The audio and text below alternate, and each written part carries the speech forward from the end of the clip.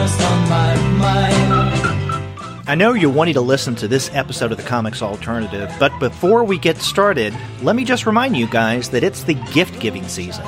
Now, that may be obvious, but one of the things that's not so obvious is that you can get all of your stuff and help out the podcast by going to comicsalternative.com/Amazon. Click through on our Amazon banner that you find on that page, and whatever you get during that visit to Amazon, the Comics Alternative will get a few cents kickback. So, whether it be Hanukkah, Christmas, Kwanzaa, or Festivus, get your gifts through our Amazon Associate link.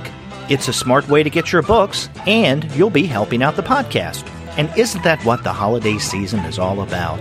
Helping our podcast. When I've got Christmas on my mind.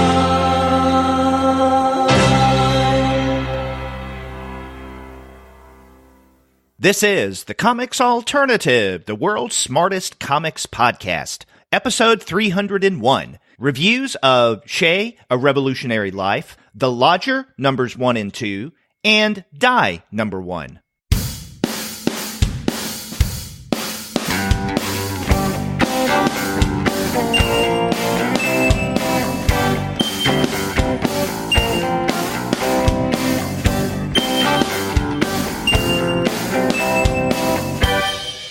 Hello, and welcome to another episode of the Comics Alternative. I'm Derek. And I'm Sterg, and we're two guys with PhDs talking about comics. That's right. And on this week's episode, our 301st weekly episode, we're going to be looking at 3 titles. We're going to begin with the graphic biography, Che, A Revolutionary Life, written by John Lee Anderson with art by José Hernández. And then after that, we're going to look at the first 2 issues of David and Maria Lapham's The Lodger. And then we're going to wrap up by looking at the number 1 issue of Kieron GIllen and Stephanie Hans's Die. But before we get to that discussion, we want to let everyone know that this episode of the Comics Alternative is brought to you by the great folks at Discount Comic Book Service. Go to their website, dcbservice.com, for all of your comics pre-ordering needs. There, you're going to find all DC, Marvel, Image, and Dark Horse titles at 40% off of the cover price if you pre-order. For all of the other publishers, you'll find that those discounts can be anywhere from 20 to 35% off of the cover price, and every single month you're going to find some mind-blowing specials. Sometimes those specials could be as much as 45% off of the cover price. Sometimes 50% off cover, but every now and again you can find discounts that are even more impressive than that. That's right, Derek. And if you go now to pre-order, Die number 3, one of the series that we're talking about, is solicited for 40% off, and The Lodger number 5 is solicited for 35% off. You know, you really can't beat the great discounts at Discount Comic Book Service if for no other reason, discount is in their name. Go to dcbservice.com. They will take care of all of your comics pre-ordering needs. And after you do get your titles there, please send them an email and tell them that the two guys with PhDs sent you. With bells on, or Tams on. We have Tams. That's right, Tams on, yeah. And in fact, both Sturge and I are wearing or at least part of our regalia. We don't have mortarboards. We have the cooler Tams. That's right. And the reason why we're doing this, and if you're listening to this as an audio podcast, then it's already happened, and there's no way of seeing this except to go to our YouTube page. But we're doing something very special for this episode. It is a live streaming via Google Hangouts and YouTube that are integrated. And we came up with the idea of doing this. This is something actually I've been wanting to do for a few years. I know I couldn't get a former co-host to do this with me. Sturge, though, is fearless. I am without fear. That's right. True, actually. Yeah, you and Matt Murdock. Yeah, I would be a Green Lantern if there were Green Lanterns. Okay, but you're a man without fear, and you said, "Hey, let's jump into this." And we wanted to do this last week. We celebrated our 300th regular review show. Now we have many more episodes than that. I think we're approaching about 800 now with the interviews and the monthly series and specials and all that. But when it comes to our weekly show that goes up every Wednesday, last week was our 300th, and we thought, that was a pretty cool milestone. Why don't we do something kind of special following up on that? And so Sturge and I thought that we would figure out how to do this whole live streaming thing and record this week's episode, which actually will go up on our feed. The audio will, not the video, but the audio will go up tomorrow, Wednesday, the 12th. Now, the video will be available after we finish this. It'll be saved in YouTube, and so it will be accessible on our YouTube channel. So if this becomes, let's say, a slow train wreck, this experiment, then you can watch us make fools of ourselves via a YouTube video. But if you're watching now, I see we have one viewer. We encourage everyone who actually finds us to say something in the chat room, and we'll try to respond to that. I know I sent out messages or emails via our email list that we're going to be on live today at 1 p.m. Eastern. Tweeted about this, posted on Facebook. And so, we have 2 viewers now. So I hope that some of our regular listeners will stop in at some point and just see what the heck is going on. So this is kind of special. We've never done live streaming before. And I know Sturge and I wanted to make sure we did it right. And apparently, so far, so good. Yeah. We're either brave or incredibly crazy. Yeah, either one of those two. So, but, outside of the reference, the self-referential comment that we made about live streaming, this being our first time, we're not going to be doing anything different, right? So from here on in, outside of maybe commenting on what people say in the chat room, this will be just a regular episode, okay? I was planning on juggling, but I will ixnay that. Well, maybe we could take a break halfway through for your juggling. Or lack thereof. Yeah. And again, we're wearing Tams because, after all, we are 2 guys with PhDs talking about comics. It's true. Here's a comic. We're going to talk about it. That's right. But before we talk about the first title, I want to actually make an announcement.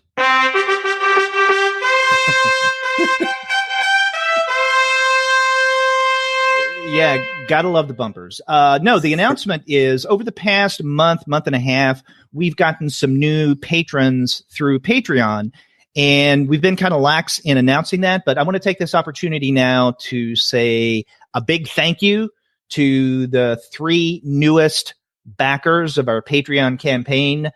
And their names are Tom Lake, Aristatus Kotsis, and I'm probably mispronouncing that name, Mr. Kotsis, so please forgive me, but thank you very much. And then Nadi, Nadhii, and there was no last name with that account on Patreon, so I'm assuming that this may be just a first name. So Nadi, Aristatus Kotsis, and Tom Lake, thank you very much for being the newest backers on our Patreon program. We appreciate your support. Thank you for being there. Yeah, and we also want to thank the other patrons who've been backing us for a little longer or a lot longer and who stuck with us. Thank you very much for your support. And if you want to find out more about what we do and what we offer on Patreon, then you can go to patreon.com and do a search for The Comics Alternative, or you could go to The Comics Alternative, comicsalternative.com, and you'll find there a link on the very first page, and also on other pages and postings within the site, a link to our Patreon program with a little illustration of me and Sturge saying back us on Patreon. And in fact, in the coming weeks, Sturge and I are going to completely revamp the Patreon campaign to make it even more attractive to our listeners. You won't recognize it, but you might recognize it. It'll just be spiffier. Yeah.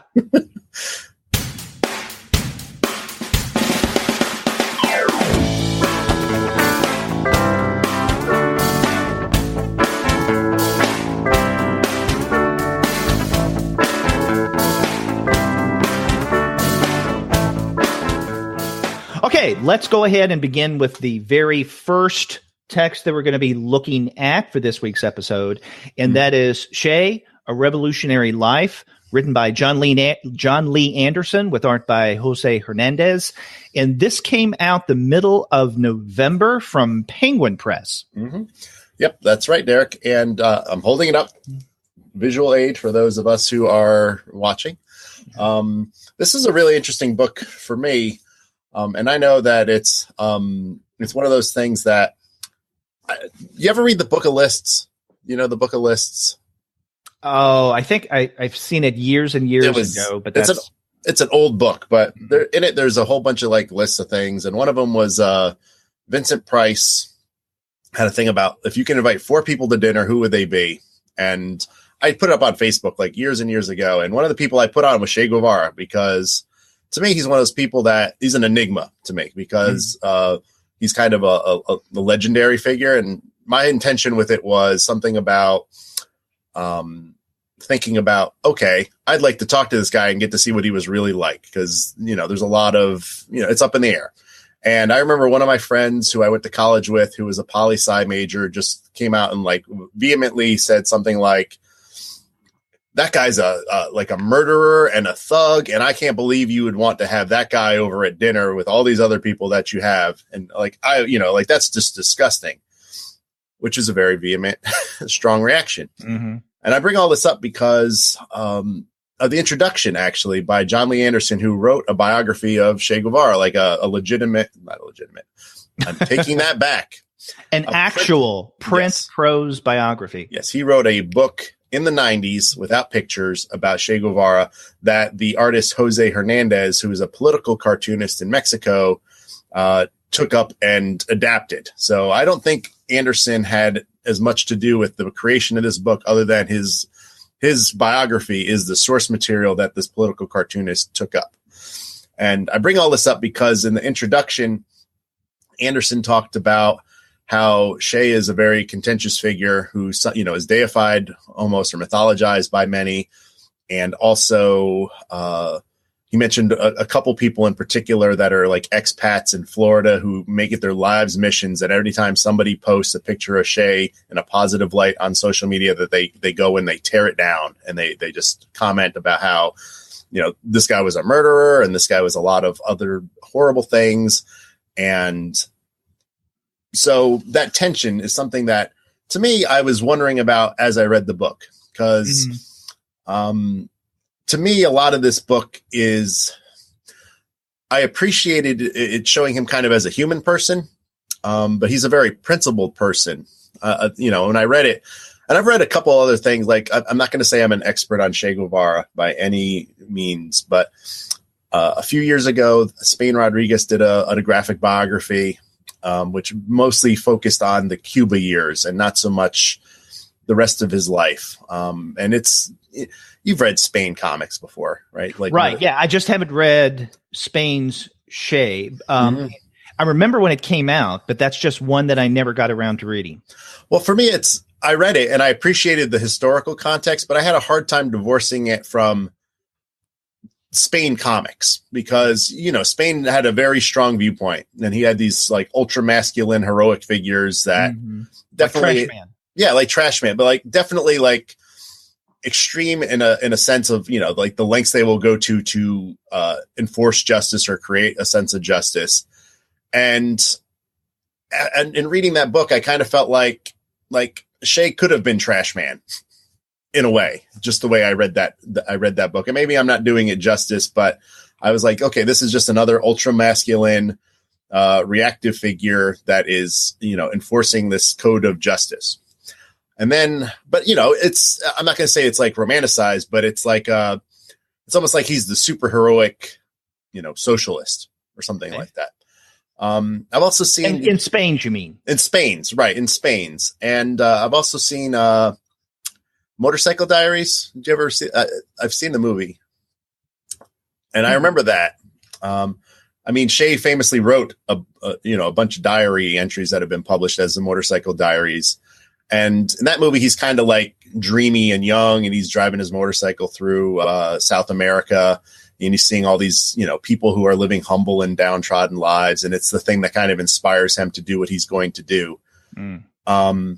But to me, that's like a very romantic thing. And I guess I'm talking about all of this as like prelude to this book, because I think it's a fairly straightforward depiction of his life.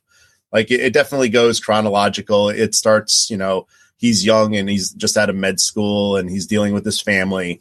And then, it does the progression of, he finds this calling. He ends up in Cuba. He has a lot to do with the Cuban Revolution. And some of the almost sidetracks, right? Because his meeting Hilda, who is a, fellow revolutionary, them having a relationship, her becoming pregnant. Right. And to me, the thing in this book, which I think the introduction made it sound like Anderson wanted to trouble Che Guevara, and he's like this contentious figure, and they wanted to do that.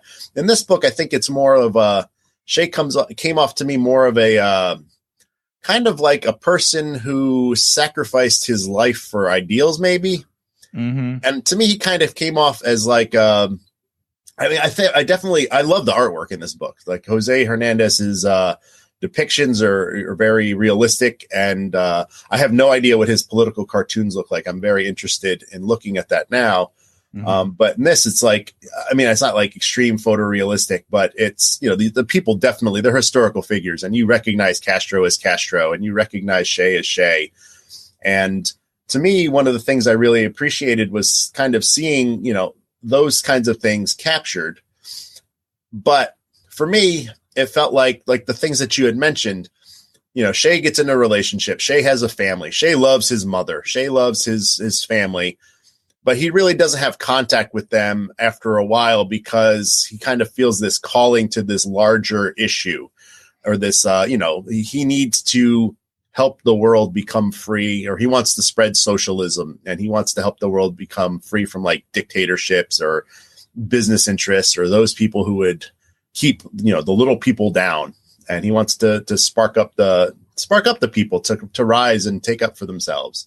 Right. And this is something that actually toward the beginning of the book, his family realizes, right? Because when he, graduates with his medical degree and he's at the train station and his family is there to see him off, one of I think it may be his mother, says that something to the effect of, we'll never see him again. Not that he would necessarily get killed. That definitely is a possibility because of his beliefs, but he is, and they understood, at least the way I read this, that he was so enthralled, so anchored in his political passions, in his ideology, that he would be swept up in that at the expense of coming back to see his family. Now, he does keep in touch, because we do get every now and again excerpts from letters that he writes his mother, basically saying, this is going on with me. I experienced this, thinking of you, things of that sort.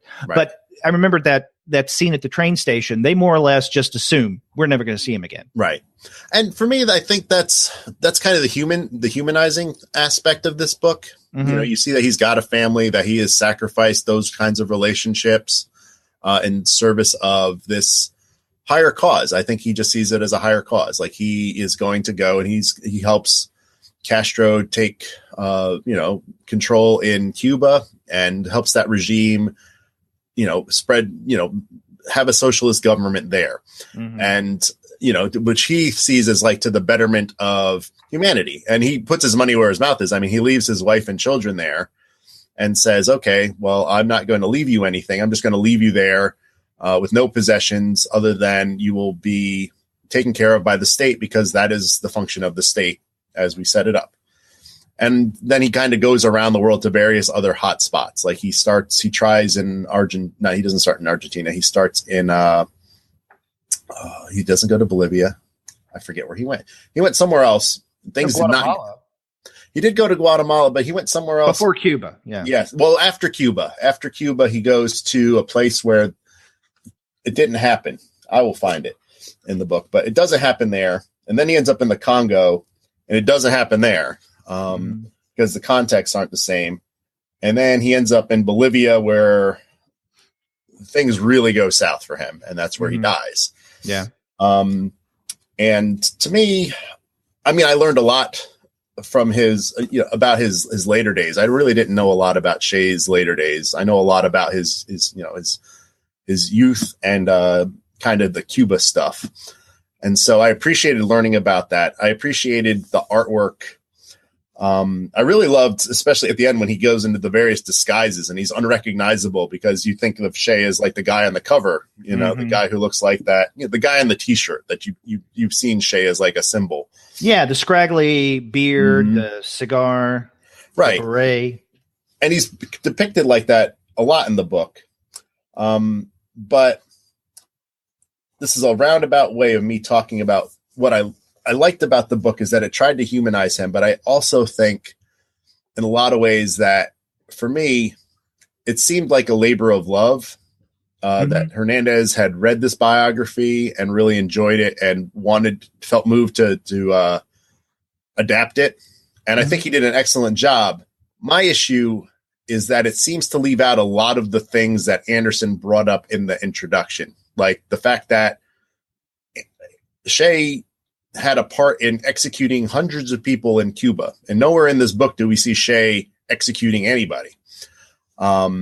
And so like all the things that other people like to bring up are not in this book.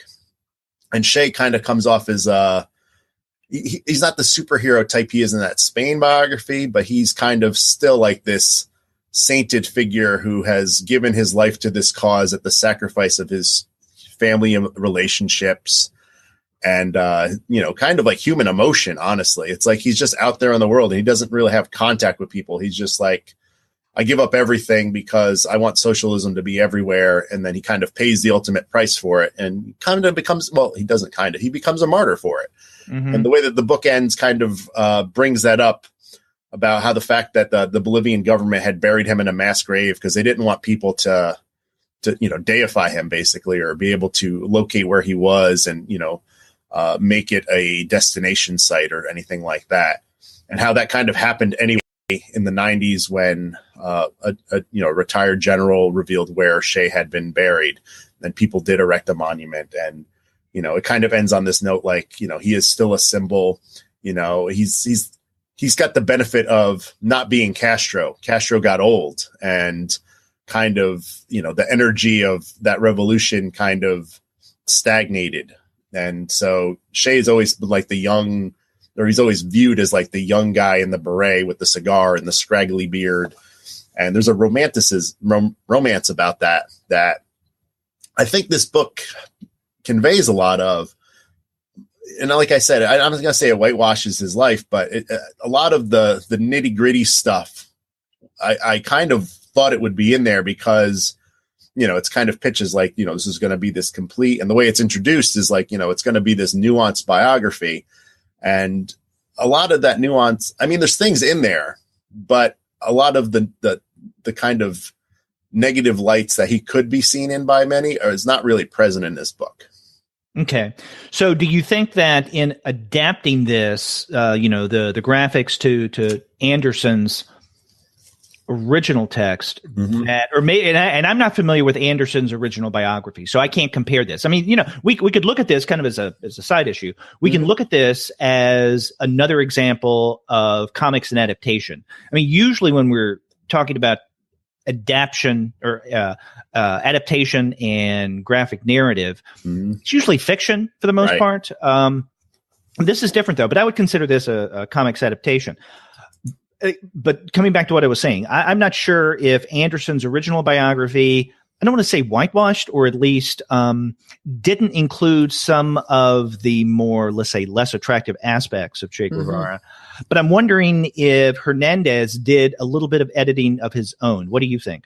I mean, I tend to think Hernández did more editing, and I don't, like you, I'm not familiar with Anderson's biography, but from his introduction, I kind of got the sense that he included a lot more of the kind of negative aspects of Che's life in that biography. And from what I can gather, that biography, when it came out, seemed to be more of a, like a book that uncovered or shed a lot more light on his life than was previously known. Like it was more of a definitive book about his life than had prior existed. And it seems to be well respected. I mean, definitely it's respected enough for somebody in Mexico to take it up and adapt it, which to me, you know, is a sign that it was, you know, it contained a lot of merit and a lot of that. But I tend to think that Hernández maybe was selective. I mean, and this is a very thick book. It's not like he skimped on material to get this adaptation. And maybe he just felt like, okay, I'm not going to put all that stuff in. I'm going to focus on a lot of the other aspects of Che's life. And maybe it's a thing where, you know, it's one of those things I kind of wrestle with too. Like I use the word whitewash and, you know, and we are two white guys talking about I'm guessing John Lee Anderson was a white guy, or is a white guy, that, you know, this Mexican fella, you know, José Hernández, adapted this book. So maybe, you know, when representation, maybe this Che is kind of a necessary hero, you know, or a, you know, like one of those people that it's easy for me to be like, I have a friend that thinks he's a thug. I'm curious because I think it's much more up in the air. I think he's an enigma. To me, he could have that. He could be, he's got, I mean, in the book, he writes, you know, the letters home are reproduced. And even his political writing, I mean, he's poetic. He uses language in an artful manner. I mean, he's not just like, you know, this kind of militaristic murderer. Or if he is, he's not solely that. He's also got this kind of like poetic side where he does write artfully and he does express his political views in flowery, you know, relatively flowery ways. And so to me, I mean, that's kind of like the interesting part about kind of why he endures, because he represents multiple things and he presents in multiple ways. And I mean, to me, that's fascinating. And I think that's one of the things that this book does very well is kind of get at, you know, he's in fatigues. He looks grungy. You know, he's living in the woods. He's doing, you know, he's fighting against the odds. Like, you know, he's almost no part of this book is he ever on the side of the majority. It's always like, you know, he's always in like some band of little people and they're trying to fight against overwhelming odds of, you know, a very well-financed and entrenched establishment, you know, and, you know, if this was Star Wars, we would rerooting the hell out of it for Che Guevara, you know? Right. Well, that gets back to something that I was alluding to earlier and what I was asking you in terms of the quote unquote potential whitewashing. And again, I don't think that that's the most appropriate term for what Hernández is doing here. But if indeed the more, let's say, negative, what many would consider more negative or less attractive aspects of Che Guevara are really not being represented here. So, for instance, you mentioned him having certain people killed back in Cuba. Then my question would be, and not necessarily a direct one to you, but I guess kind of in a larger sense, is how different may this graphic biography, Che, A Revolutionary Life, be from other examples of the iconization of Che Guevara, you know, and you mentioned, you know, famous images of Che Guevara on T-shirts and, you know, painted on building sides and whatnot.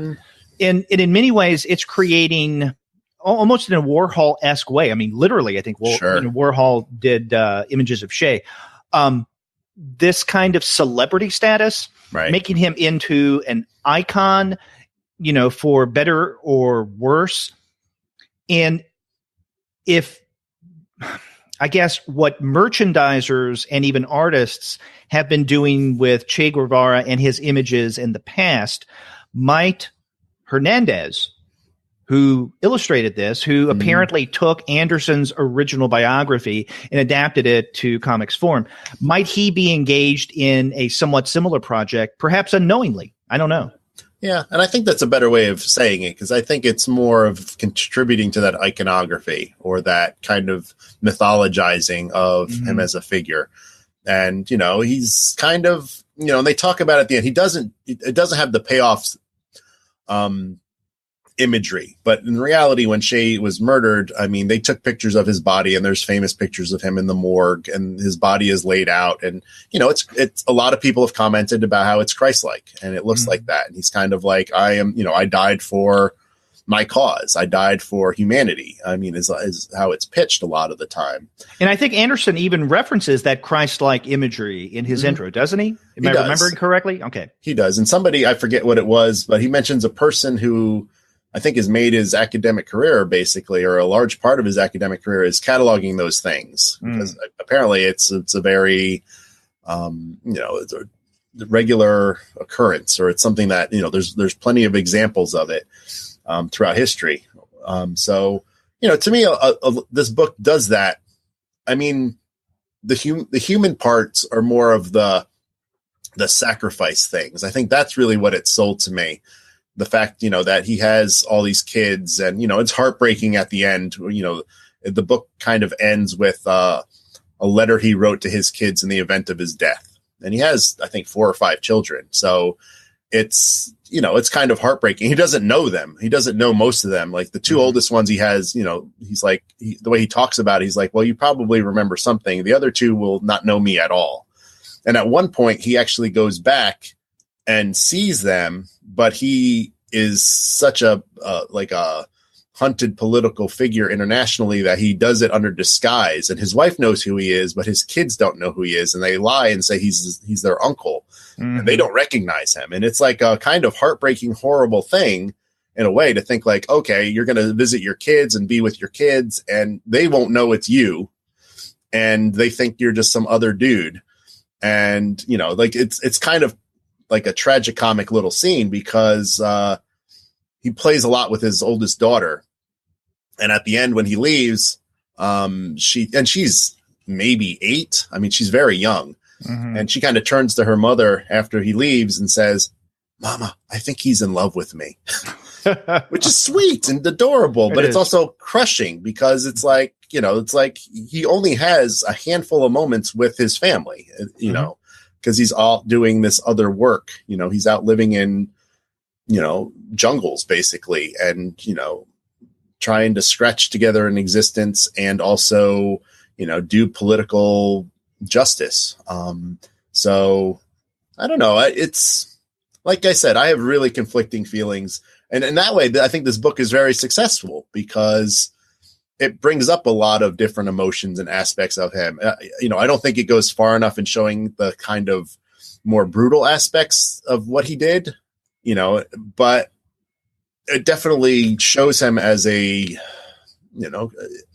I think properly enigmatic person, where maybe he's a little too saintly for my liking or my guessing, but I still think it's a very worthy book. I really enjoyed reading it and rereading it. Actually, it was one of these things that I had to go back and revisit things and remember things, just because, I don't know. It was just one of those, a lot of the kind of events kind of follow in each other, or there's kind of patterns to them where he falls in with a group and they kind of, their morale goes low and things go south. And, I just wanted to keep straight what was going on, because honestly, as a little kid, what I knew about Che Guevara was, I think, what like Chevy Chase said on like Weekend Update on SNL, which has, it was jokey. So I had no idea. And this is much more, getting all these things filled in about like Angola and stuff like that. Yeah.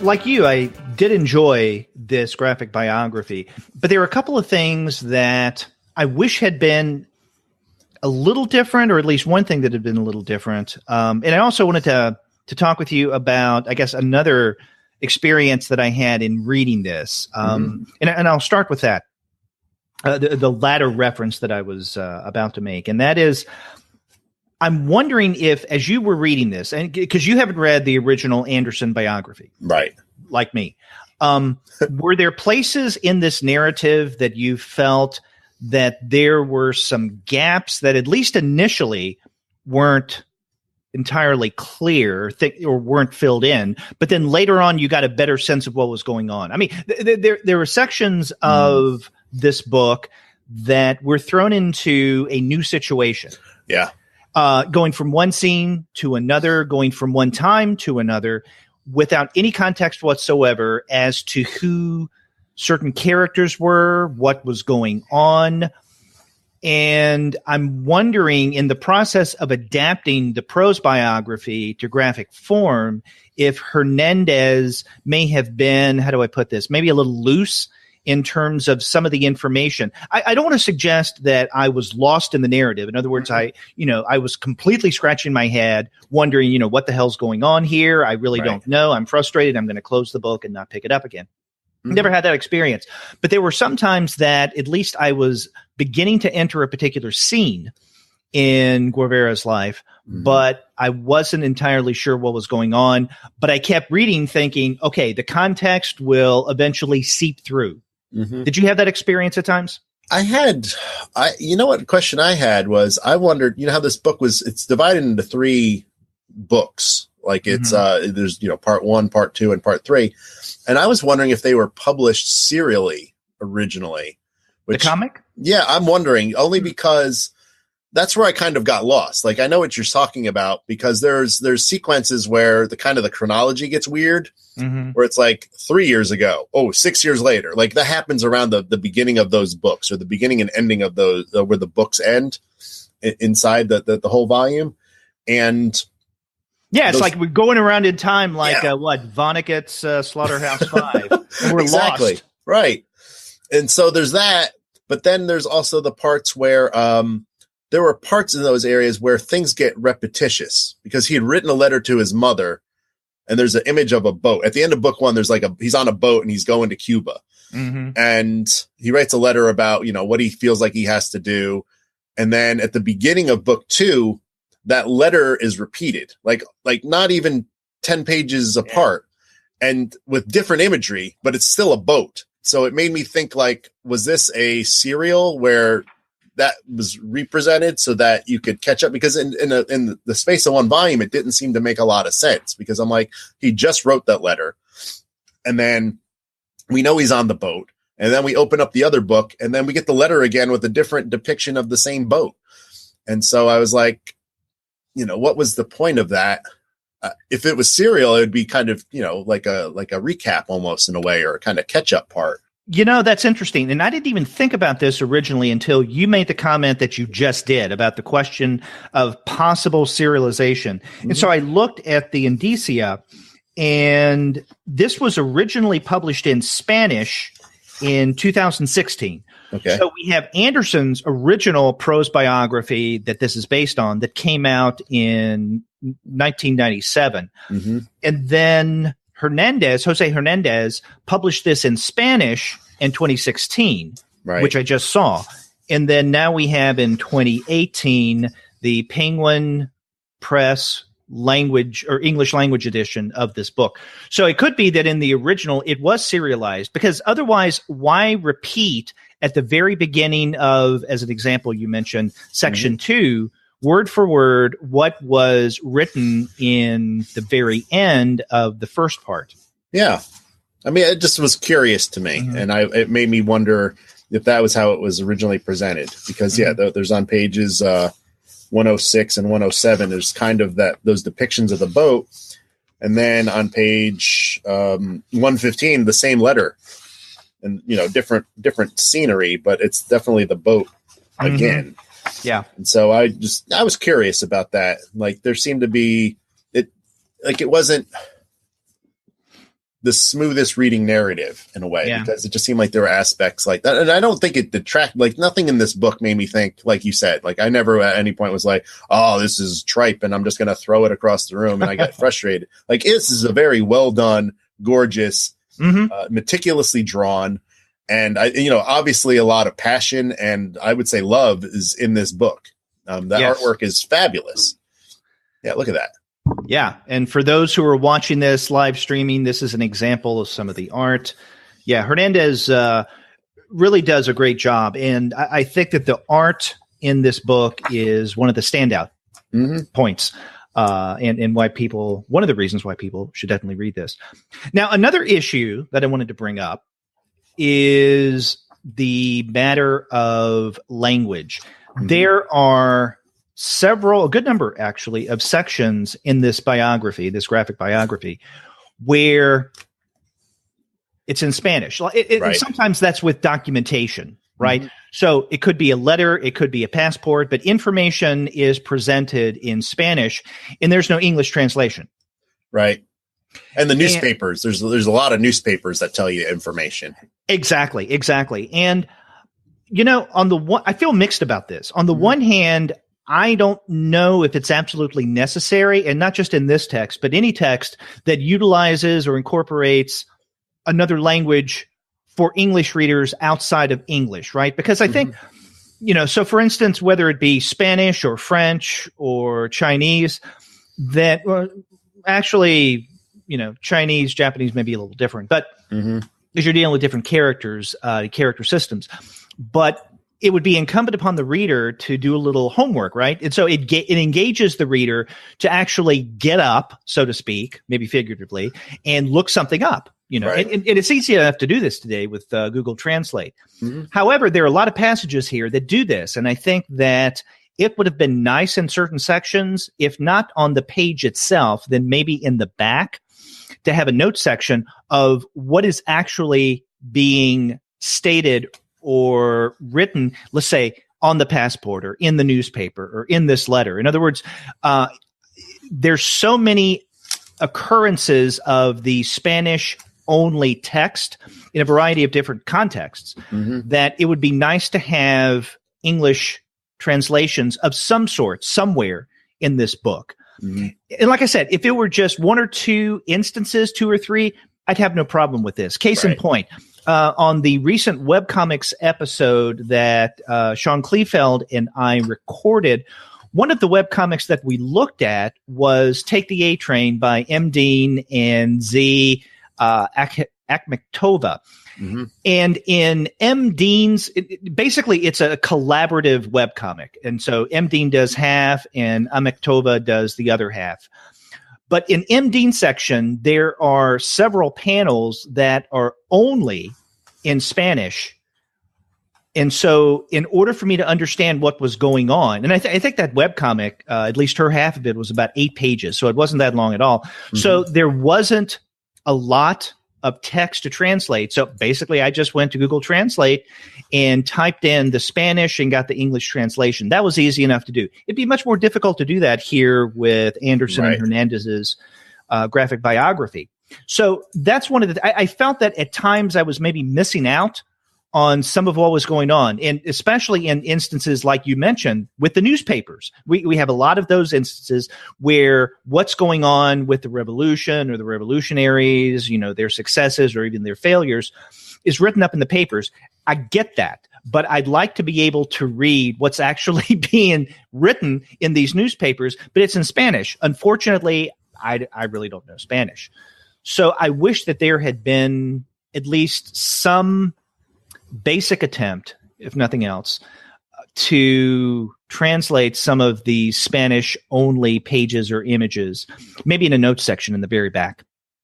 Yeah, and I wondered if this could be like almost like a manga, where because obviously to me those things were part of the artwork, the original art. Right. But so, manga, they don't translate. They put in a little asterisk, and then in the margins, they tell you things. Yeah. Sometimes they do that, or depending on the publisher, or I guess even the text, in the mangaka, an index in the back or a note section in the back. I know that that's something that Kodansha does fairly frequently with a lot of their authors, in that there'll be Japanese text that's a part of the art that they really can't translate as easily. And so if you turn back to the note section, then you find out what the characters actually represent, or they'll give some kind of context. So let's say a character will make a reference to something that is, culturally speaking, is understood by Japanese readers, but not necessarily by Western readers. And so they'll include that information in the note section as well. So I think maybe a note section would have been nice. I don't think it's necessary for me to, in terms of my appreciation of what Hernández is doing here. But again, there were just those passages that at times I felt I'm not really wrapping my brain around this because I don't know the language.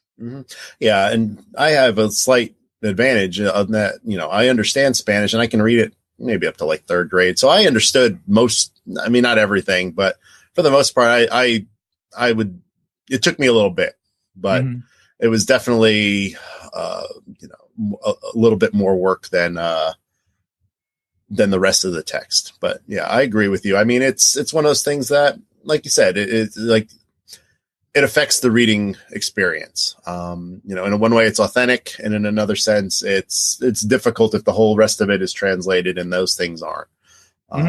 Although I really liked, for me personally, because they showed the Spanish language letters, especially the letters, because those were translated in caption boxes, and I really loved how those were doing, because I could look at the Spanish and kind of go back and forth, and it was, I think it made it better for a better reading experience for me in those instances, because I had kind of the ability to kind of go from language to language and see how it was originally put versus how it was translated, and there's a little nuance here and there. And I'm not saying like I'm the most brilliant, understander of reading in other languages, but every once in a while there's a word choice or something. I'm like, oh, that's unique, or that's interesting.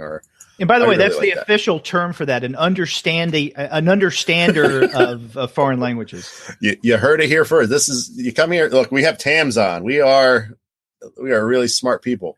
And we know the words. and if we don't, we make them up. Yeah. And we're like Humpty Dumpty in that way. And I want to say something, because the chat that kind of goes alongside this is basically, I think I'm just talking to you, but I just went to YouTube, and Aris Kotsis is out there, and he said, I'm glad I can see you online, and this is fun. And we're glad we can see you, because, I'm psyched. Our first comment live. Yes. Okay, so I'll have to go to YouTube to look at that, because I've got my group chat up. So apparently the only people who contribute to the group chat are just contributors of the Hangout. Okay, we're learning this as we go along, guys. But we're glad you're watching us. Woohoo! I'm going to assume you're Greek. I'm going to say Yasu and bienvenidos. That's actually Spanish. We're going to go multilingual in this episode.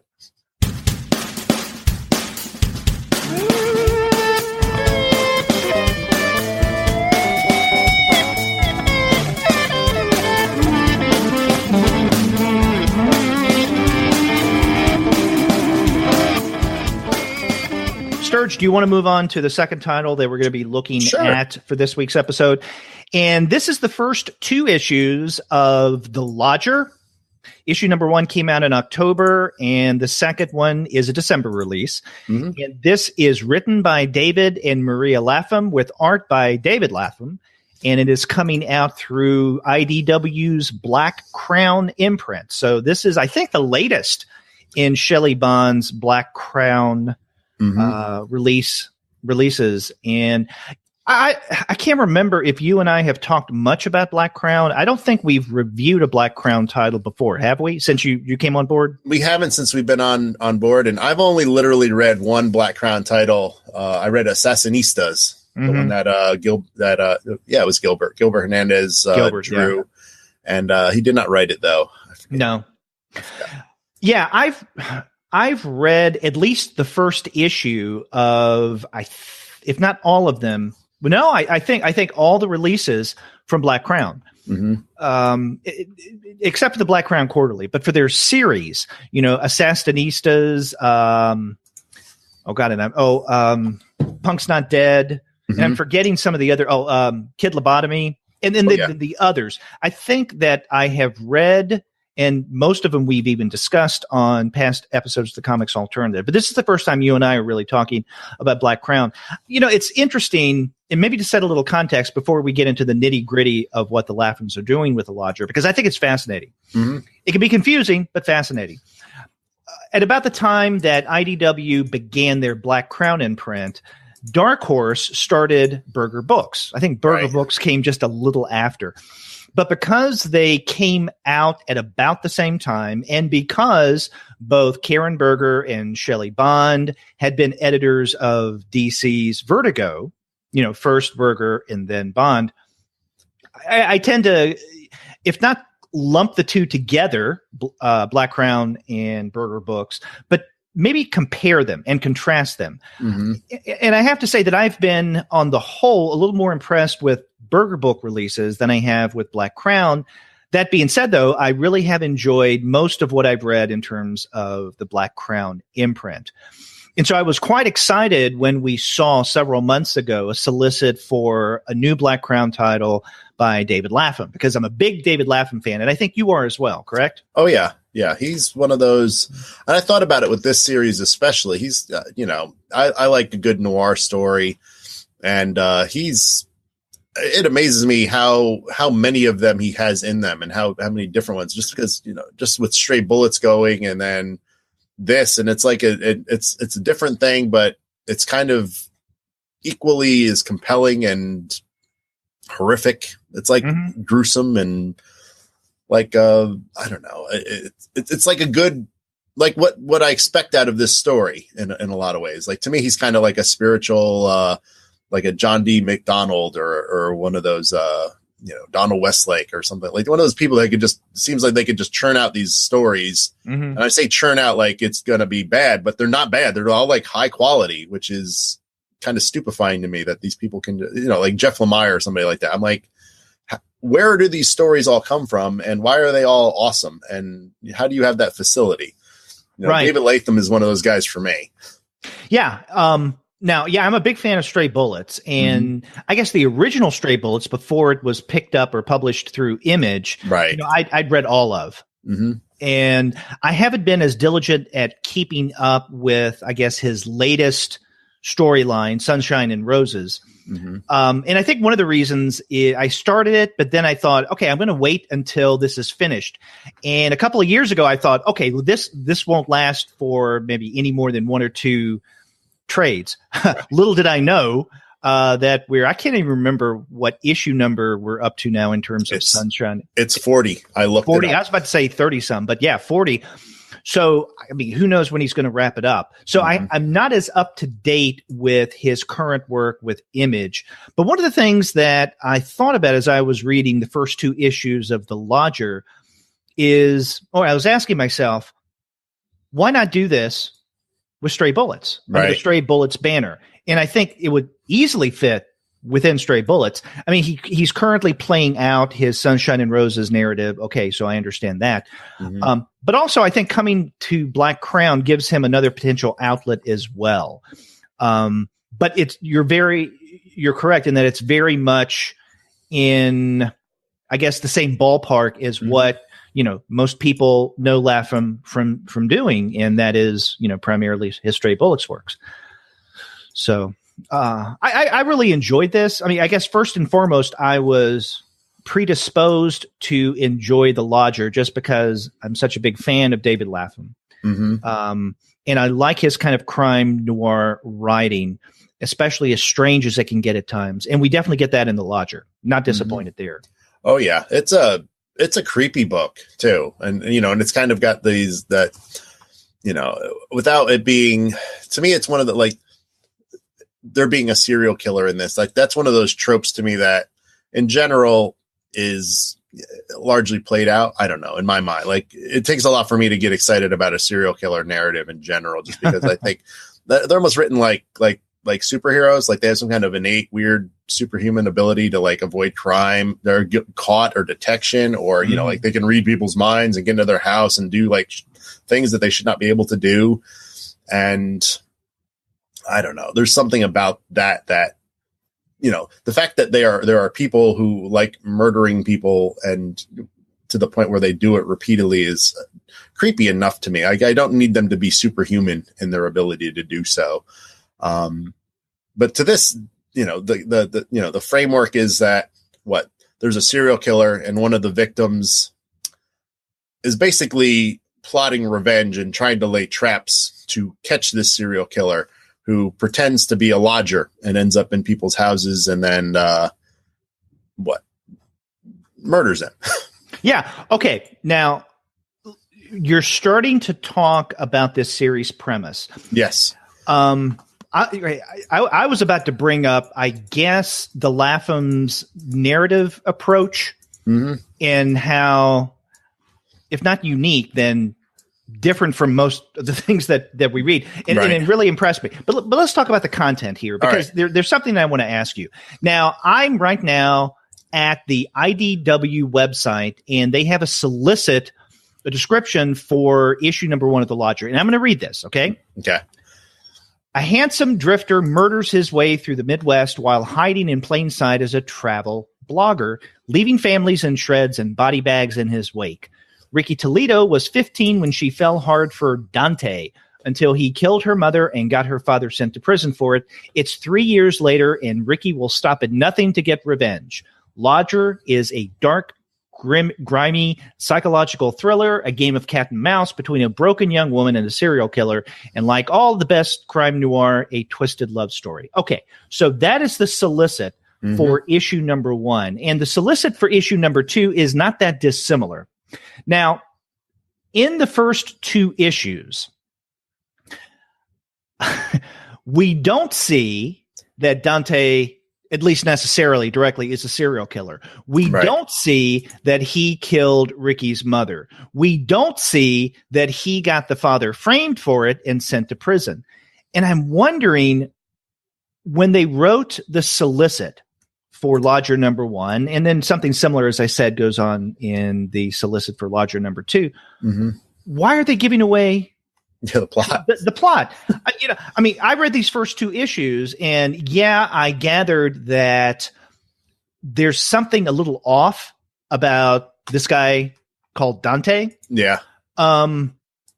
Actually, I got more of a weird vibe from the female protagonist, Ricky, who goes by the nickname Nails. Right. A couple of points. But Ricky Toledo, I thought that the story was more about her, especially in the second issue. But we do get quite a bit of her in the first issue. Now, we do see Ricky's mother in the second issue. There's no indication whatsoever by issue number 2, that, again, is a December release, the most recent, that Dante killed her. Right. There's no indication whatsoever that the father Mateo was framed. So I'm wondering what's going on here. I like this I like the mystery aspect of the first 2 issues, because I don't know what's up with Ricky. I don't know who this Dante guy is. I don't know, like, for instance, there's another young guy that at the beginning of issue number 2 is apparently talking with Dante, but it's a guy who calls himself Ricky. Right. So I don't know who this is. In issue number 1, we see this older couple, right? The woman who apparently is Aileen, Carla Ann, and then her husband, I'm assuming Carl. Who are these people? And what kind of links do they have to Ricky and Dante? I don't know. I'm okay with this mystery, right? These unanswered questions, especially since we're only 2 issues into this series. And so that's part of the fun, right? To try to put the pieces together, kind of like a jigsaw puzzle. It's a mystery. Oh, yeah. But I don't know. The solicit, I didn't read the solicit actually until after reading these first 2 issues.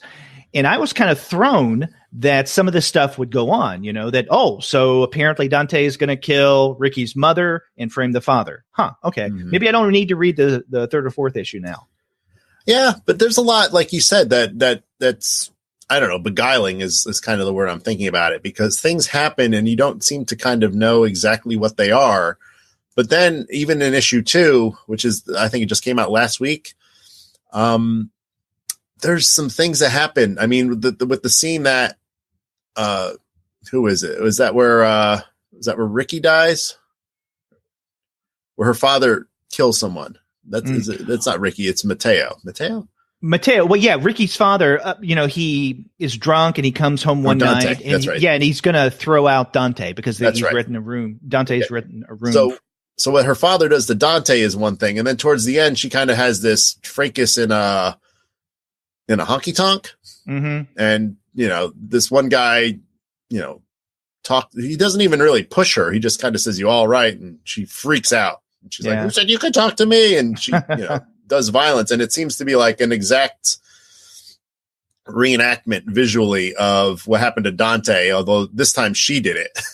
Yeah. So there's a lot of like this, what I like about Latham's stuff in general is that he does a lot of like playing around with the narrative and echoing things and like lots of weird visual clues because,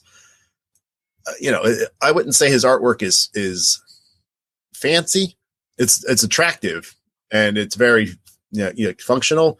But to me, it's like a different version of like, maybe not to the degree that Matt Kint draws, but there's a lot of like visual cues, I think, that contribute to kind of the intrigue or the mystery or why things are happening. And, it makes you wonder, like, is this parallel?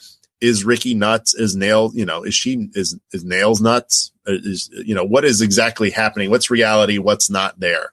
Kind of strikes. It's not exactly the same thing, but kind of in the vein that like Amy Racecar did in the Stray Bullet books. Like you didn't know what was real or what wasn't real.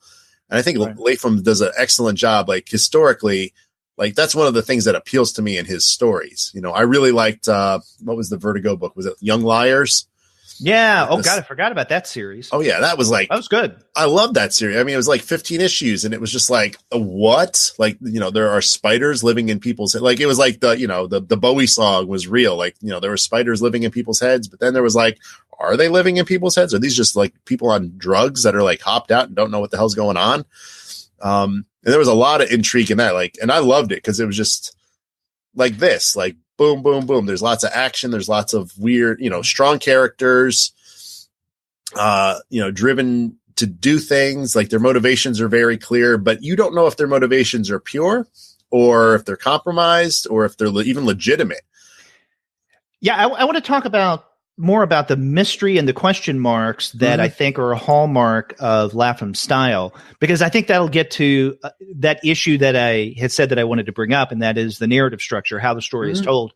Before I do that, though, I noticed that Eris, because we were talking about the solicits, Eris, one of our new backers on Patreon, wrote, "It's a bliss to not be able to remember the previous solicitations when reading a comic. I'm lucky that I forget so easily." And I think that there is something a little blissful about that, because sometimes the solicits case in point, what I read online at the IDW site can kind of give things away. Another instance of this happening, and it wasn't necessarily a solicit, but it was the beginning of the first issue of a series. Did you read the first issue of Neil Gaiman's American Gods? No, I read the book. I read the book a million years ago. We reviewed the first issue of American Gods when it came out, and in the blurb that opened this first issue, information, it's kind of like the solicit for the lodger, information of what will happen later was revealed. In other words, it was spoiled in that first issue, and I can't remember who reviewed that with me, but we couldn't figure out why in the hell did the Gaiman or whoever write what they did in such a way. So anyway, so getting to what you were talking about in terms of storytelling style in ways that create ambiguity and, not unintentional ambiguity. I think healthy, necessary ambiguity, especially when it comes to crime noir. One of the things that impressed me about the first two issues of The Lodger is the levels of narration. Okay. And we have at least three going on, more or less. On the one hand, we have in the boxed, what you could call like the voiceovers, we have Dante's blog, which is being written after the events, many of which we see going on as they unfold in the comic itself. Okay. So that's one narrative level. A second narrative level is what I just referenced, the contemporary events that are happening with Ricky, her family, and, the people that she encounters as it's going on. And then a third narrative level are the various flashbacks to what's going on. So for instance, when we see in issue number 2, Dante knocking on the door of Gloria and Mateo and Ricky, wanting to rent a room, that's a flashback. And when Ricky first meets this guy who goes by the name of Dante, that's a flashback. So it's not happening in contemporary time. However, the vast majority of issue number 1 is, I'm assuming, more recently things that are happening with Ricky when, she goes to this town in Michigan called Blossom, and she goes to see. She's looking for a guy named Freddie, and then there's and I can't remember the woman's name. It's the woman who owns the house, Southbird. I can't recall. But she apparently is dead on the bed. And then we see Ricky with a gun. And I mean, I, as a reader, automatically wondered, why does she have a gun? Is she the big bad, so to speak, in this series? Come to find out that at least by issue number 2, she doesn't seem to be. But again, why is she carrying this gun? She pulls it on a cop. Right. I mean, this is someone who's fearless. And also, she holds up a pub, an entire pub, not just one or two people. So, this is someone who's a little ballsy and desperate. I got the sense. Yeah. But again, there are a lot of questions there, but that is the more contemporary narrative level. And in many ways, and we see this, I think, more prominently in issue number 2 of The Lodger, there seems to be a disjunction between, let's say, Dante's blog as a narrative level and what's going on or what had been going on either in a more contemporary way or in flashbacks, because Ricky one or two times curses Dante as she's reading his blog, which is called The Lodger. Right. Because he's supposed to be a travel blogger, and he is misrepresenting the facts. And sometimes the misrepresenting the facts can be, I would call it maybe relatively innocent. So, for instance, not using the name of Ricky's parents, Gloria and Mateo. He uses other names, to protect the innocent, so to speak. Mm-hmm. But then there are other things that he writes about that kind of bend the truth, in the way that our current president does. Oh. And there you go. I had to throw that. I make it no secret about my political leanings on this podcast. I'm sorry for those of you who may be offended. But Ricky, when she reads Dante's blog, curses him for not being truthful, who someone who uses his blog to make himself look much more innocent than he actually is. Mm-hmm.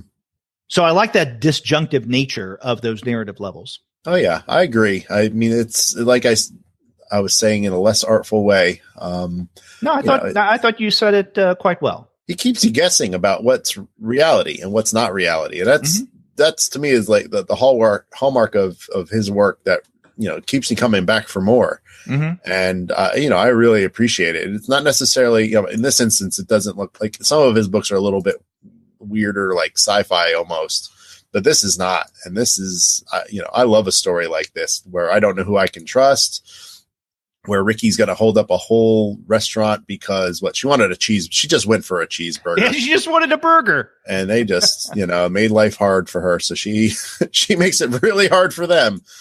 And just the way things kind of spiral, like it seems like sudden small things. Like that's another thing that he does excellent, I think, in his work. He starts with like these very small things, and then usually they escalate rapidly in insane ways. And so, like that one being, representative, she just breaks in to get a cheeseburger, which turns into like a robbery. I don't know, people getting their clothes thrown in a deep fryer, and then the whole restaurant held hostage. And there's some really other weird stuff too. Like that, I'm not going to spoil it, but they kind of explain on page 34 why she's called Nails. Oh, yeah. It's memorable. That's all I'm going to say. Yeah. And pretty gross and horrifying. Mm-hmm. Yeah, it is. I was just looking at, again, the IDW website to see how long this series. Is it just 5 issues? I don't know. I looked at the initial write-up when they announced The Lodger. Mm-hmm. And I didn't see, maybe I overlooked it in reading it too quickly about how many issues there was going to be. There are going to be. And then I looked at the individual solicit for issues 1, 2, and then 3, which comes out, I guess, this month as well. Mm-hmm. But there's no indication of how many issues this will be. And I can't remember if they mentioned the run in previews when this was originally solicited several months ago. I can't recall. I want to say it runs 5 because in my head it's stuck. And I'm looking through IDW. I'm looking through the previews to see where it is. But I want to say it's only going to run 5 issues. Okay. So, yep. Number 5. And I was wondering about this and bring it up because, we've been talking about the question marks, the mysteries, the ambiguity that is embedded in this narrative so far. And we're at issue number 2. Issue number 3, as I mentioned, comes out later this month. Yeah. But there are a lot of questions, to address, a lot of gaps to fill in the limited amount of time, if indeed it is just 5 issues. That comes from this. So who knows? I mean, maybe the first 5 issues is an initial arc, and who knows? Maybe he could go on with the Lodger in another arc, which could be a second trade. I don't know. Yeah, and I love that her gun is called Gold Digger. Gold Digger, yeah. Which she got, I guess we can assume she got from her father, because in issue number 2, when we're first introduced to her father, Mateo, we learn that, he doesn't work anymore because of an accident that he had on site. But now what he does is he fiddles with guns. He repairs guns. He cleans guns. And one of the things that he's done since he's quote unquote retired is to, I guess, make a gun out of gold, or at least part of its gold. And so that's what she has with Gold Digger. Yeah, I'm going to say that the previews for number 5, they say it's the end, and there's names in it and things, so I'm not reading anymore because I don't want things spoiled. Yeah. IDW, the publisher, if they choose to spoil things, that's one thing, right? Because they own all that, but and the Laphams, but we don't. We try not to spoil. I think there have been some times in the past where we've accidentally spoiled something, or where we've disagreed on what actually is a spoiler. I know that there are a couple of times that Kunka accused me of spoiling something. But I made the argument, and I think persuasively, he may not have agreed, that what I stated was not really a spoiler because it didn't reveal a particular plot point, but it may have revealed what we already knew if you had read or even, started to read this, the narrative. So anyway. We ruined Shay. I'm going to tell you, he dies at the end.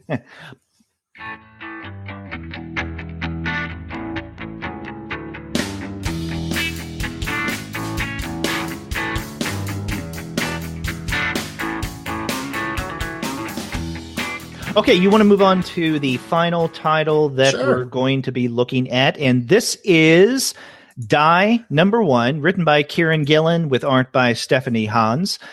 Came out the first issue last week, December 5th, from Image Comics. And, it's funny because before I read this first issue, I thought that the title referred to death, die. And it can. But then I read the first issue and I thought, okay, so die doesn't only potentially refer to the act of dying or death. It is a single die, as in dice. Yeah. And I liked it. I remember looking at this in the previews and talking about it with you as one of the attractive titles that really jumped out at me. And I mean, I'm really glad to say, and I love a pun. Like I'm like die because it's the same thing, because it's the death or the killing die, and it's also the D&D die. Tassels are and by the way, don't get this mixed up with another Image comic die. I was gonna say there's a whole lot of die. What's that other one what's the manga you like saying the title of the by the Goodnight Pun? What's that one called? Oh, by Inio Asano's recent Dead Demons Destruction. There you go. And again, anytime I can say that, and I hope I got enough DDDDs in there. I think there are 4. So see, there you go. See, I like hearing it. So I just want to. Okay, so we had with Kirkman this series earlier this year, Die. Now we have GIllen and Hans's Die. I'm wondering if maybe in the new year we will get a title called Die. Hey. So then we have 1 die, 3 dies, and then 2 dies. There's what's that? Oh, what's a Die Kitty Cat? There's that. Okay. That Dan Parent. But it's does. not it's not image an book. image, yeah. That's right. Well, they're cornering the market on the Die books. Okay. But okay, but to get more, I guess, serious about what's going on here. I mean, this is really interesting in that I guess the premise of this, which is very much like I couldn't help but think of Jumanji, and I was looking at the solicit for this on the image site, and I think GIllen even calls it at one point a goth Jumanji. Mm-hmm. So there's that. I was also reminded though of It, right? Because you have in It, you have in Die something very much like you have in It and also Jumanji in some ways. But with It, you have a group of young people who experience something horrific, and that binds them in a way that really can't be described or even denied, definitely. Mm-hmm. Yeah. And the young people as adults get back together in order to collectively deal with what had happened to them when they were young. Yeah. And I think you have, so if you could combine Stephen King's It and then the film Jumanji, the first one, not any, lame ass follow-ups. I thought it looked good. I didn't see it, but I don't know. I wasn't even a fan of the original Jumanji, to be perfectly honest, but that deals with my taste, and that's not picture book is awesome. You should see the picture book. It has nothing to do with the movie. Okay. Yeah, I'm out of touch with picture books now because it's been a long time since my kids. Well, that's an old one. It's like Chris Van Ellsberg, the guy who did the Polar Express, did that. So it's an old book. It's gorgeous. Okay, but anyway, Die is in many ways kind of a cross between Jumanji and It. I think at least that's the way that I read it. And so you have a group of individuals. There are 5 people. And he goes by Dominique, but also the name Ash at times. Yeah. Who seems to be the protagonist, his sister Angela, and then 3 friends of theirs, Saul or Solomon, Chuck, and Isabella. Uh-huh. And they get together on Dominique and Solomon's birthday because they have the same birthday. And they're playing this role-playing game, something kind of like a D&D game. And Matthew. Did you leave Matthew out? There's a guy named Matthew. Oh, I forgot. Yeah, it's Matthew. Yeah, so there are 6 of them. Yeah. Yeah. Matthew is the one who seems to be the most level-headed of the group. Yep. He's the quiet one. Right. So you have these 6 individuals. They get together to play this role-playing game. And this is something that Solomon has cooked up. And he gives each, we see this toward the beginning of this first issue, he gives each person there a particular die. Mm-hmm. And each die has a certain number of sides. So it could be 6 or 4 or however many, right? 8, right. 24, however, I can't remember the numbers. But each of them have a particular die. And there's something about the die that is, quote unquote, special and foreboding in many ways. And we can even sense this from the very beginning. And I can't remember the first person who rolls the die, but at that point, we're transported to something that happens 2 years later. And apparently the 6 of them had gone missing. Mm-hmm. And then for 2 years they were missing. And then all of a sudden they appear back. But only 5 of them. Only 5 of them, right. Solomon is nowhere to be found. Mm-hmm. And the thing is, the remaining 5, the way that they put it, can't talk about it. So what is it? And this is the big mystery.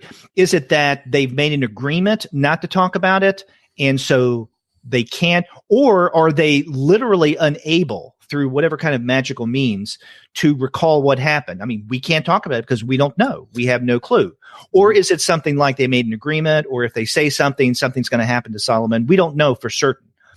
And then it fast forwards, 20 years, I think, when these guys are adults.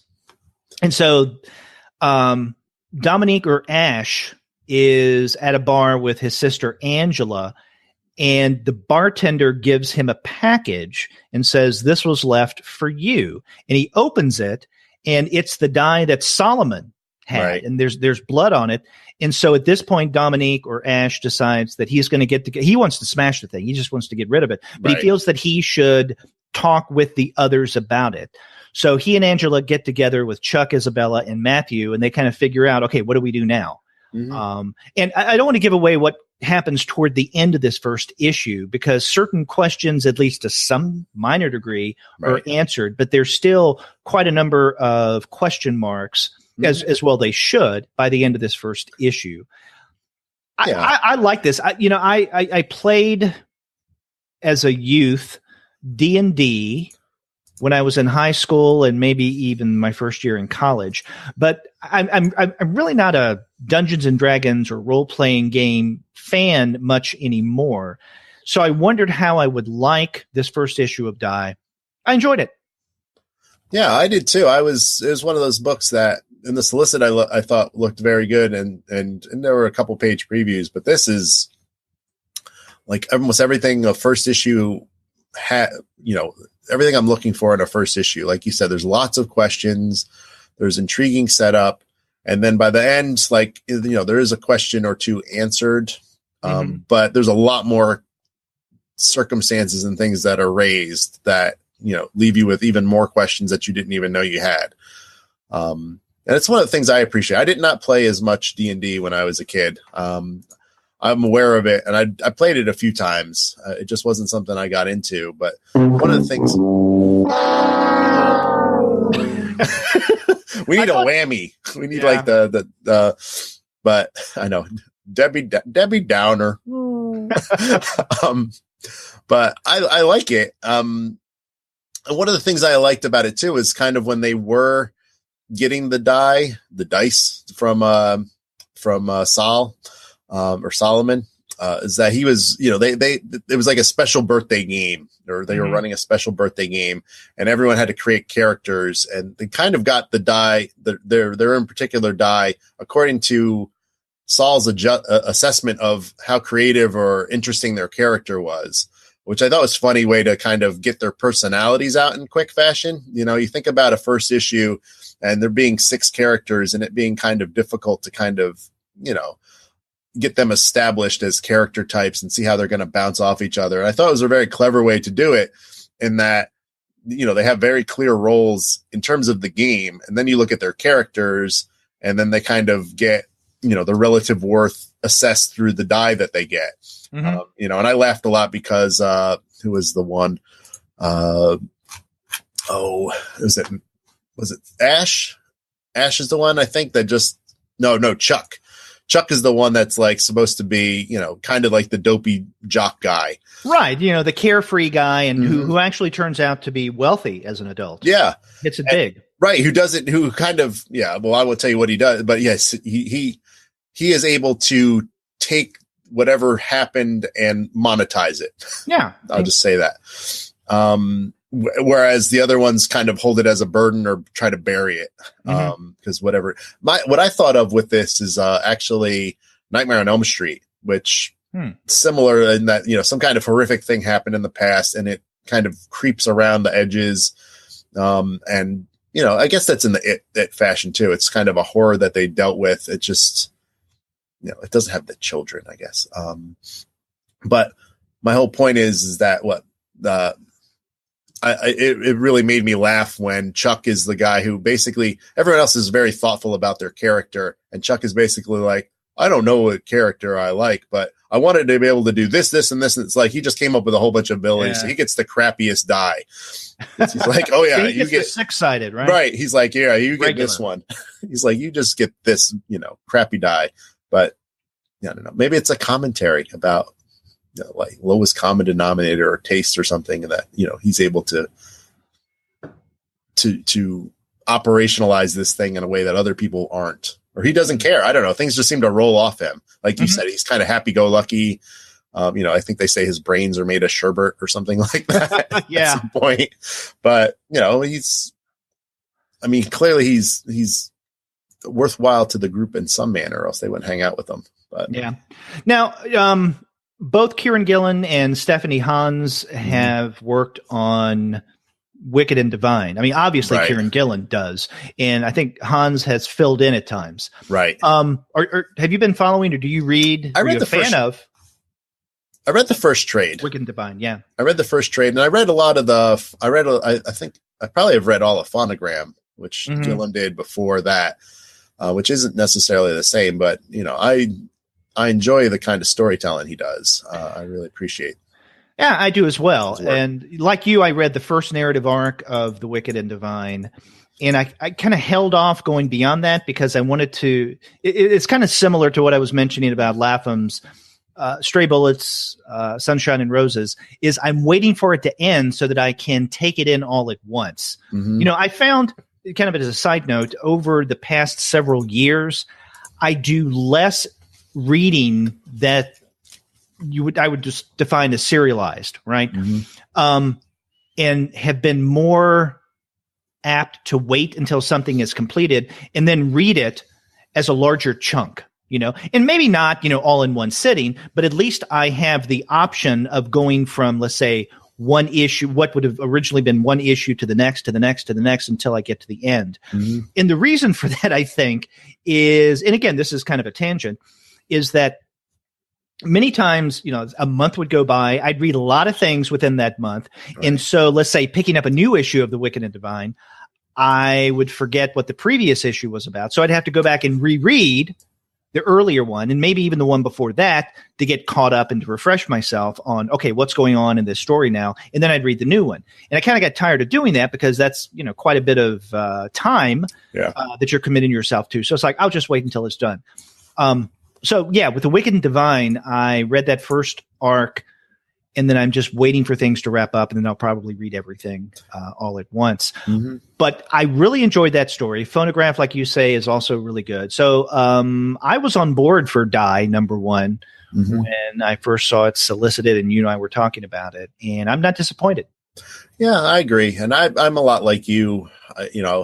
There's a part of me that loves serial narratives, and then there's a part of me that gets frustrated just because I kind of want them all at once. And they seem to be designed, some of them, for the trade nowadays. I mean, that's one of the things about the Lodger, issue 1 and issue 2. And I don't know if the hard copies reflect this, but our PDF copies, the page numbering just continues. Issue 2 doesn't start on page 1. It starts on page whatever, with the Lodger, or 17 or 20 or whatever.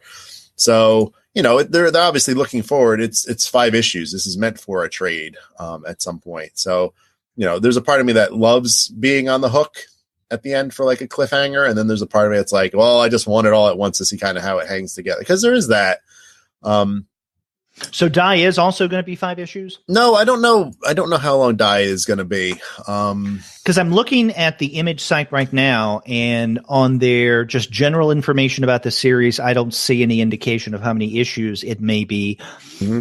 And on, let me see, their website for issue #1, it doesn't indicate that either. And I think it's the same with 2. So, I mean, this could be something that may be ongoing in a way that maybe the Lodger won't be. Yeah, it says the news on their solicit site says that it's an ongoing fantasy comic. So It should just, I guess go until it's done, or if it ever ends up done. But I think it's got a lot of potential, and I don't say this in a hugely pejorative way, but, a lot of times I read an Image comic of late, and there's a lot, they put out a healthy number of #1s, and I appreciate the variety of things that they do put out. Every once in a while I read one and I'm like, this feels like a Netflix pitch to me. And it's like, okay, they're hoping it catches on or something like that. But I also feel like this is not that. This seems a lot nuanced. This I think the premise here has legs for an ongoing that you could, I don't know. There's a lot of issues. But because it's got built on that D&D framework. I mean, as long as you have ideas and you have some sense, spark of creativity, you could, there's an infinite number of characters that could enter in on this. I mean, and what goes on with the 6 of them. I mean, filling in their backstory is going to be one thing, and then kind of where they go from there is interesting. Yeah. Well, I'm a little more cynical than you. I agree with you in terms of Image titles. Many times they seem to be almost coded, so to speak, pitches for a Netflix series or something like that. But you didn't see this so much as one. I mean, I don't know. I mean, when I read this, I did mention that I thought of it and Jumanji. I also thought of Stranger Things, an original Netflix series, and it's not unlike Stranger Things. So, I'm sure that this is in the mind of about every creator or creative team who comes out with an Image comic. Almost to the point that, and this is something when Paul was co-hosting the show, we'd mentioned this 2 or 3 times on the Comics Alternative. And that is, after a while, it seemed like many of these Image series seemed to be about the same. in one form or another, just kind of different twists or different perspectives or different approaches to very similar premises or storylines. And again, maybe I'm being a little too negative, even cynical here, but I mean, I like this. I don't know how original the story is or it's going to be, but I'd like to keep on reading. Yeah, I think it's compelling. And I wonder if it's like almost like a zeitgeist thing or something that's visible in a way. I mean, I think about, in a way, I mean, sometimes a certain thing happens and it becomes cool. I'm doing air quotes. It's cool. I can do that here. But like when Die Hard came out. When Die Hard came out, everyone was like, oh my God, Die Hard is amazing. And then there was like Die Hard on a plane, Die Hard with the president on a plane, Die Hard in a shopping mall, Die Hard on, it was like, there were, by the way, I never thought Die Hard was amazing. Well, that's me. You were a minority because there was a lot of people that were like, Die Hard is the best thing ever. And we need to make a million versions of it with different actors and different scenarios. And it's like, that was like part of the air. But then I also think about kind of the cyclical things that we used to see. Like when I will speak for myself. When I was a kid in the 70s, the 50s were cool. So like everything was like Fonzie and like set with like old time rock and roll. And like, that was something that showed up again and again and again. And now it seems like, I don't know if it's the 80s or whatnot. I mean, the D&D thing, definitely the Stranger Things. Yeah. That's like an 80s. I mean, that's like, you know, that's how people would describe it to me. They're like, oh my God, it's like Spielberg, it like had a love child with like every 80s thing you love and it's there. And it's like, and now maybe that's, I don't know, the people who are in charge or the tastemakers or the whatever movers and shakers in the media that we consume are like, that's the stuff that they're into. So we get Ready Player One and whatever else that. Well, I'm a believer that there is kind of a 20-year lag of what is hip or cool, you know, again, air quotes, hip or cool. But no, I mean, you're right. In the 1970s, it was the 1950s. I don't know if in the 1980s it was the 60s. I mean, I've always been fascinated by the 60s, but definitely now, you know, 20 years later, they're the 80s, and there are all these references to the 80s, you know, 80s games, 80s culture, 80s music, and Stranger Things is an example of that. And in fact, I think my son started watching Stranger Things before my wife and I watched the series. And the thing that he was playing up there, you know, how cool the 80s were. And, you know, my wife and I were, you know, growing up in the 80s and we're going to college in the 80s, high school and college. And we were a little more negative. It's like, you know, it wasn't that cool. There are a lot of crappy things that went on in the 1980s, you know, and not just culturally speaking, but, you know, it's also, and again, my political leanings, the Reagan era, which, you know, a lot of people will praise. But I don't know. But I do think that there is that 20-year lag. So, you know, in 2020, we'll be looking at the 1990s as the pinnacle of pop culture. Hey, well, it kind of makes me wonder about what the, you know, to bring in a little circle to the Che book too. You know, do people in hindsight want to just look at the positive or what they define as the positive thing? Because I know what you're talking about. That, you know, not everyone was enamored with Reagan, and there were a lot of things he did that, you know, I think set us up in negative ways for a lot of the kind of difficulties we have to contend with nowadays. And so, but there's a certain segment of the population, or maybe even larger, that kind of, you know, like they don't remember that. They just remember like tear down this wall, and, you know, he was avuncular and like jelly beans, and like you don't remember, you know, and it was a boom years for the American economy for the most part. Later, so, right. Early, it was different. Right. So they're like, oh yeah, that's what we're going to remember. We're going to remember the good parts. Like with Che, it's like, well, we'll remember the good parts, and, you know, he might have done some horrible things, but we'll just put them to the side because we really like to focus on these good parts, whatever they are, and, you know, highlight those, you know, and I don't know, because it's an interesting recapitulation of things. Cause I agree with you. You know, and I think the D&D framework is, I mean, it's dated. Coming back to die, number one. Yeah. Yeah. Coming back to die. Cause it's like, it's an interesting framework. It's generative framework because, I mean, inherently, that's the whole point of the game, is that you could technically play one game forever as long as you had whoever in charge of it be invested in the game and want to keep adding twists or making content or however you want to talk about it. Mm-hmm. So I don't know. I think it's got a potential. I will read it in a trade. Like you said, I tend to read a lot more things in chunks. But I'm intrigued. I think it's interesting. And I think I kind of like that it's got some gruesome aspects. I don't want to spoil things, but it's fantasy, but it's not shiny, glowing fantasy. It's kind of gross and bloody fantasy. Mm-hmm.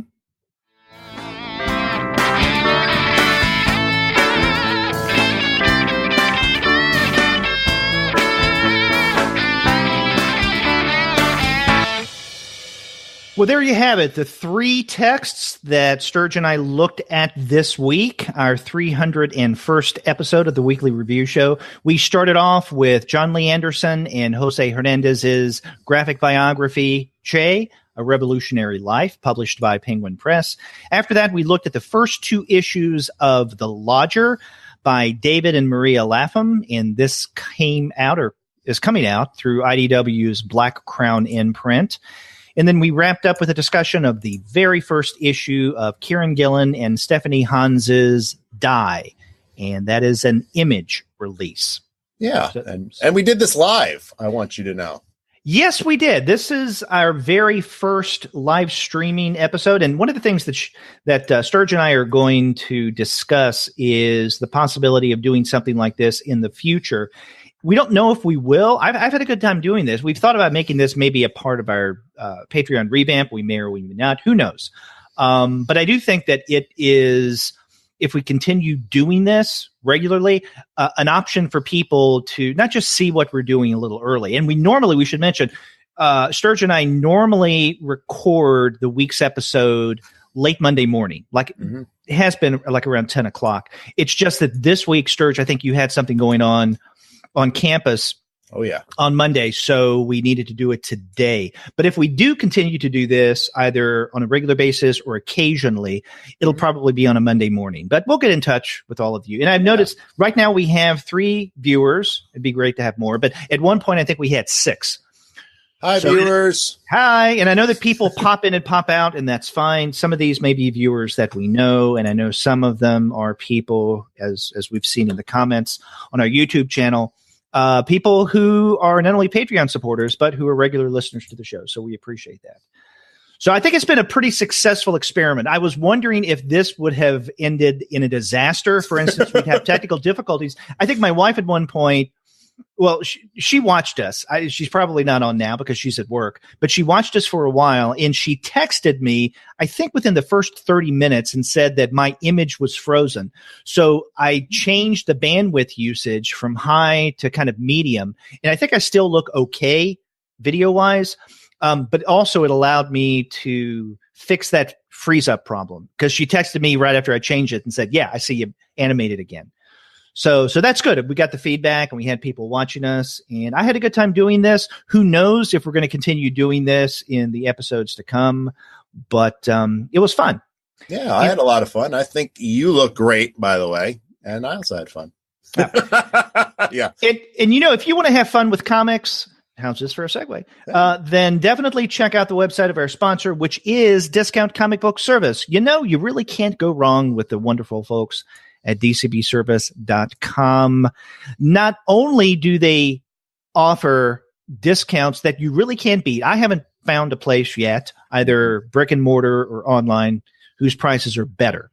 But they also have a great friendly staff that will work with you. So if you have a question about something that you want to order or something that you have ordered, or even if you're late with your orders, I can tell you from personal experience, they definitely work with you there. That's Discount Comic Book Service. Go to their website, dcbservice.com, because they will take care of all of your comics pre-ordering needs.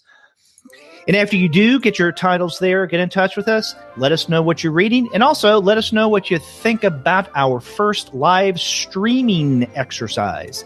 If you go to our website, comicsalternative.com, you'll find that you can leave us a voice message online via SpeakPipe. Or you can call us the old-fashioned way by picking up your phone and dialing 4153-COMICS. That's 415-326-6427. Or if you want to email us both, you can email us at 2guys@comicsalternative.com. Or if you just want to email me, I'm Sturge at comicsalternative.com. And I'm Derek at comicsalternative.com. You can also find us all over social media. We have accounts on Twitter, Facebook, Tumblr, Instagram, Google+, Goodreads, Pinterest, YouTube, Slack, and Discord. So contact us that way. You can subscribe to the podcast through Apple Podcasts. You can stream us on Stitcher. You can also find us on Spotify, on TuneIn, on iHeartRadio, and on Google Podcasts. But you can find every single one of our podcast episodes, as well as the reviews and comics-related commentary that we post on our blog, simply by going to our website, which is comicsalternative.com. That's right, Derek. That's right. We're on brand. That's right. And, you know, we may have picked up some viewers of people who had never listened to the podcast, but they're just, I don't know, going around YouTube, seeing what kind of live things are going on. If you don't know about the Comics Alternative, definitely check us out. It's comicsalternative.com. Mm-hmm. And we will discuss almost any kind of comic as long as it's not mainstream superhero. I mean, that's right. Not that we don't like that stuff. We read it. It's just we don't discuss it on the Comics Alternative. And for this reason, there are tons of comics podcasts out there, a lot of really good ones. Mm-hmm. And almost all of them deal, if not exclusively, then mostly with the superheroes from DC and Marvel universes. Again, there's nothing wrong with that. But when we founded the Comics Alternative back in 2012, so it's been a little over 6 years, we decided that we would do something different. Now, automatically that limits our potential audience, but at the same time, we offer something that no other comics podcast offers. There are other podcasts that deal with alternative comics or indie comics exclusively, but many of those are just, let's say, only interviews or only review shows.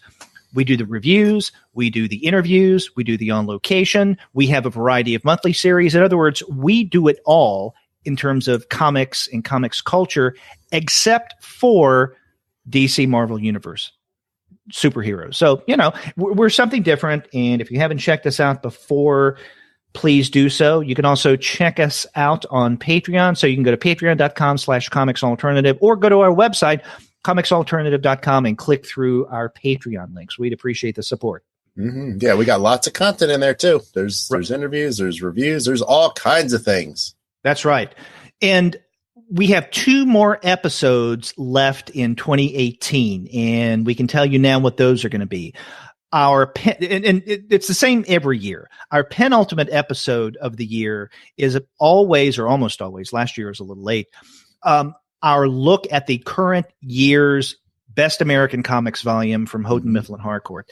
So next week, Sturge and I are going to be looking at Best American Comics 2018, and we'll also probably have an interview with the series editor Bill Cardelopoulos that same week on a separate episode. And then the very last show of 2018 is always what we consider our favorites of the past year. And on that episode, Sturge and I will talk about what we consider, each of us consider, our 10 favorites from the past year. And we won't share that one with the other until we actually do the recording. So Sturge, you don't know, or you won't know what my 10 favorites are. You can guess, but you won't know. And then vice versa. I could maybe guess what 1 or 2 of yours might be, but I don't know for certain until you actually talk about it. And so that's always fun. Mm-hmm. So definitely come back and listen to our last 2 shows of the year. Again, next week is going to be our look at Best American Comics 2018. And then the final show of the year will be what Sturge and I consider some of our favorites for the past year. And also we're planning on this as well. The very first show of 2019, as it has been for the last several years, will be another interview with Craig Yo, a series that we like to call Happy New Yo. Yo. And for the record, I don't even know my top 10. They come to me in an envelope next week from Price Waterhouse. Okay, good. So I hope the mail's not late. Yes, no snow. Okay. Fingers crossed. Yeah. So again, we will be back next week. And until then, I'm Derek. And I'm Sturge. We'll see you later. Peace.